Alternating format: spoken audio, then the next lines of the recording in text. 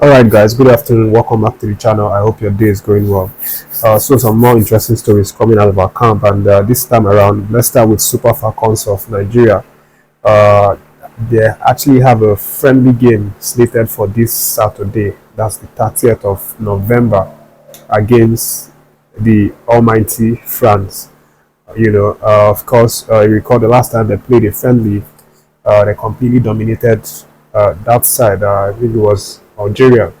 We beat them in two-leg friendlies, and the fans were asking for a tougher team uh, for them to play, and of course test themselves ahead of the uh, Women's African Cup of Nations coming up next year. Of course, talking about that as well, the list has now been released by CAF, and we found ourselves in the group, in a very, I would say, tricky group, but also a group that I see us being able to qualify out of.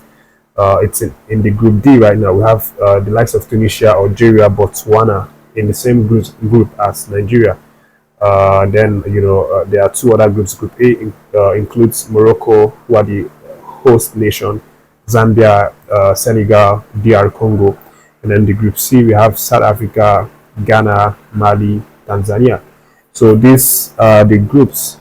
Three groups now that that will be uh, fighting against the countries in these groups to win the competition for the record 10 times. Remember, we've already won it like 9 times. I think in like maybe 15, 13 or 15 times all around that it has been hosted. We've won 9 times, which is obviously very massive. No country has done it before, and we still remain the biggest nation when it comes to female football because of how successful we've been with this competition. But again, quickly, the focus right now for the interim coach Madugu is on this France game that's coming up this weekend, and I'm just going to let you know about the list. The list has now been released. So these are the players that we expect to see in camp. Although there are a number of very, very important players that we won't be seeing, like the likes of ASISAT Oshoala, and captain uh, uh, RASHIDAAT will also not make appearance. I think Deborah as well is not in the list, so it's going to be a big blow for our midfield.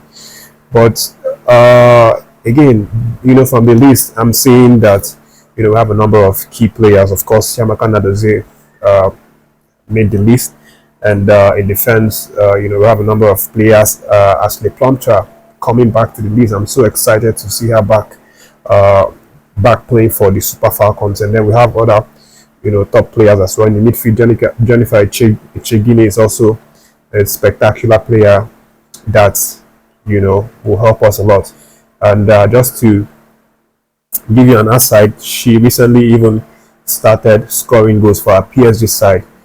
Just last week, she scored 2 goals and created 1 assist to help our PSG side get off to a winning way. Those were actually her first 2 goals for this season for her PSG side, and it's going to be interesting to see how she comes and influence the midfield for the Super Falcons this weekend. And of course, for the likes of Asisat Oshoala, she wasn't included for the reason that she currently plays with BFC, and they seem to be in a playoff right now. The club is very busy, and they are at a very, very crucial stage, and this might actually be the reason why Madugu decided to let her pass on this one. And same thing for Nicole Pans as well. She also plays in the US Women's League with Portland FC, and she, just like Asisa Oshoala, didn't is also playing in the playoffs, and obviously it doesn't come at a good time for her to be excused to come represent Nigerian Super Falcons. But again, we have the likes of Rashidat Ajibade Hazis for the reason of injury. She recently had injury, and then underwent some treatment. So right now she's in a healing phase. and it seems that this friend is going to be a bit too soon for her to return to the pitch. Of course, she's definitely going to be missed. We've seen how she influenced games. Like the last 2 or 3 months, she had been the best player for the Atletico Madrid women's team, winning the best player of the month back to back to back. So it's going to be very, very disappointing that she misses. But again, these girls that we are seeing on the list, I'm sure they can hold it down against a really, really, really strong French team. So that's what's happening right now. And as I said, the friendly against France is coming up this weekend on Saturday, 9:30 p.m. Nigerian time. And of course, I'm definitely going to let you guys know the build up to it before that day. And moving away from that one, guys, Stanley Nwabali has now been tipped by a former Super Eagles goalkeeper, Aloy Agu, to go all out and equal the record of Vincent Enyeama. Is this going to be possible? Aloy thinks it's going to be possible, and is in fact, said that Stanley Nwabali is, has done enough to, to be compared with Enyeama, or to be put in that pedestal as being, or as having the potential to become one of the Super Eagles' greatest goalkeeper in history. Of course, Stanley has proven himself to be the top choice for the Super Eagles. We saw that through the AFCON, how he made history. He actually kept 4 clean sheets back to back, which was a record, which equaled the all-time record of another Super Eagles great. That's the legendary Ojedegbe. Ojedegbe's record had actually stood for up to 44 years, until Stanley Nwabali equaled it with this, last AFCON. And then Aloy Agu also was a really good goalkeeper for Nigerian Spikes. He actually had a 3 clean sheets back to back, but Stanley surpassed his before equaling Ojedegbe's record. And perhaps this is why, Aloy Agu has now found interest in talking about Stanley Nwabali's potential for the team. And in his words, he talks fondly about Stanley Nwabali and how he believes that he can go all out to do great things with the national team.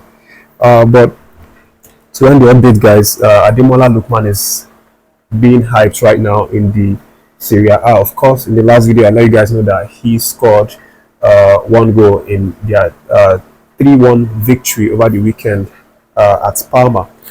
And what I didn't mention was that he's actually scored more than 1 goal, but one of it was ruled out for for an offside after VAR check.